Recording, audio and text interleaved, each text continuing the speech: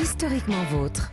Mais comment fait-il pour être si dynamique, même en fin d'émission? Stéphane Bern a toujours le mot de la fin, l'histoire d'une expression qui fait notre quotidien. Aujourd'hui, l'expression « trier sur le volet ».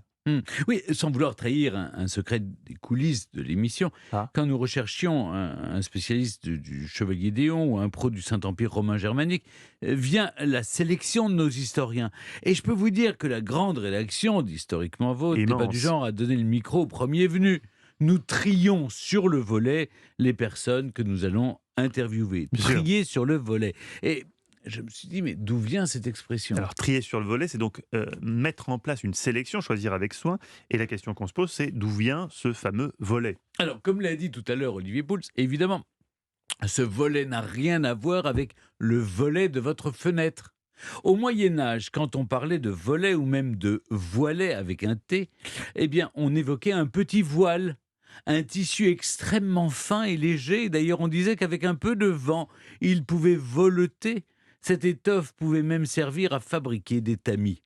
Au XVe siècle, le volet n'est plus un tissu, mais une assiette de bois, qui a exactement la même utilisation, mais plutôt pour les fèves et les pois. En 1532, Rabelais a le génie dans son Pantagruel de transposer l'expression des pois chiches aux personnes. Il parle d'élus choisis et triés comme beaux pois sur le volet. Aujourd'hui, en Angleterre, donc vous avez compris, c'est Oui. un tamis en fait. On dit to separate the wheat from the chaff, séparer les grains de la paille. En Espagne, separar el gra de la pala, c'est pareil à le grain De et la paella, bien sûr. de la paille, la paella, Ah oui. la paella, le grain de la paille. Au Brésil, on préfère l'expression escolière a dedo, comprenez trier au doigt, alors qu'en Roumanie, on dit trier d'après le sourcil. Avant d'arriver à ce micro, je cherchais encore une explication à cette métaphore. Bon, j'ai fait chou blanc, j'ai toujours pas trouvé, je ne sais pas ce que le doigt d'un côté ou le sourcil vient faire de l'autre, mais séparer le bon grain de l'ivraie nous explique que nous trions sur le volet.